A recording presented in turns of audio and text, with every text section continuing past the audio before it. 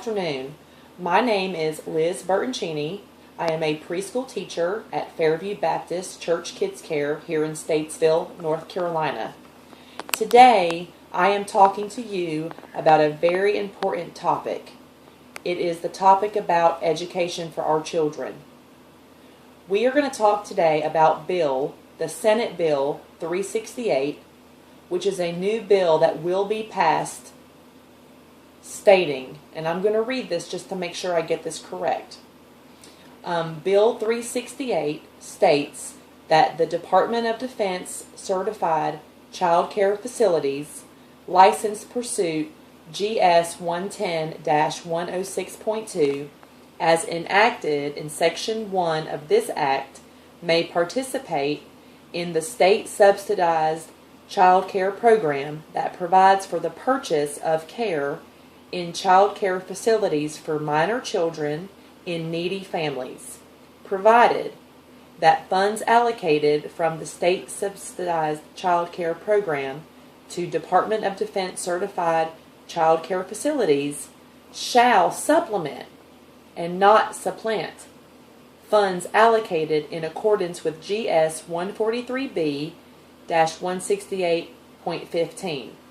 In each year of each local partnership's direct services, allocation shall be used to expand child care subsidies.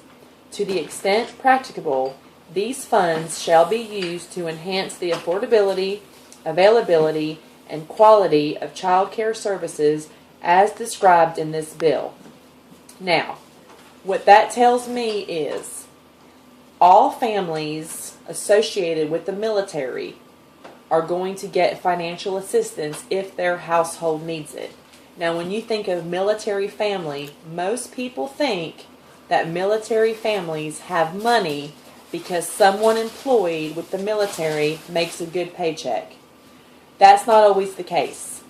I actually have a dear friend of mine who has 6 boys by the same man, and the man serves in the military. The man is never home, and she is in charge of making sure the children have schooling, food, clothes, shelter, and that they get the education that they need. Now, these kids are very close in age, and so they're all in school at the same time. Preschool, school age, elementary, middle school. Now, when you think of families, military families, we usually think of 2 parents, a few children, everybody's happy. Well, I'm going to show you a picture of what we typically have in our minds when we think of families. Now, I want you to look at this picture. In this picture, we see 2 adults, the mother and the father, and we see 3 children. There are 2 pictures, the same family. The one picture shows the family in their nice, cozy home. As you can see, they have on bright, colorful clothing. They're reading, they're talking, their language and literacy skills are being practiced, and they are coming together as a family. In the other picture, you see the same family, maybe taking a family vacation. They're at the beach. They look happy. Again, they look like the all-American family. Well, is this true for all families? No. Here in our little town of Statesville, believe it or not, 13.8% of our families live below the poverty level. And we know through research that over 7,000 families are already getting some type of financial assistance just for food. So when I hear that number, that's a very large number. And so as a teaching professional, as a friend, as a person in the community, I think it is a very fair bill. I think that if the government wants to partner up with somebody, the Department of Defense, in order to get some financial assistance for these families who may be in need, I think that is great. I think that all children need to have the same fair shot at education, regardless of their race, color, creed, religion, and whether or not their families are in the military or not.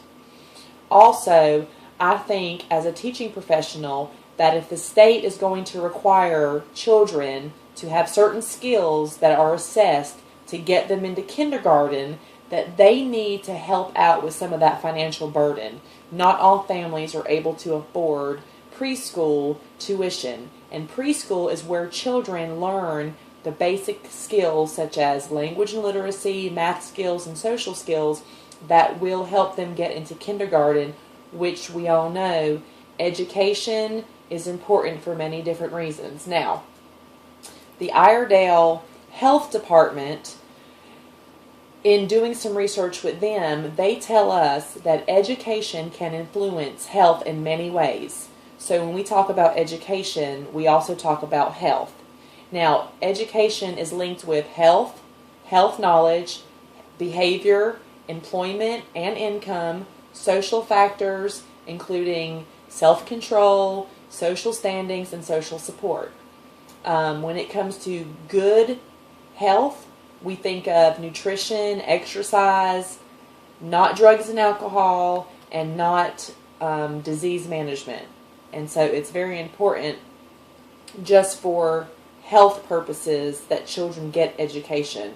We also know that good education will increase the child's schooling, how well they do in the elementary, middle, and high school. And that will also help them when it comes to their adult years into graduating, getting a job, and earning an income that will help support their adult life. So I support this bill 368. I think that the government partnering up with the Department of Defense is a great thing. I think any funds allocated to help a child we should support. And not only am I speaking for myself and my friend, but I'm also speaking for all the teaching professionals and all the families who are in need. Thank you so much, and Bill 368 gets a thumbs up from me.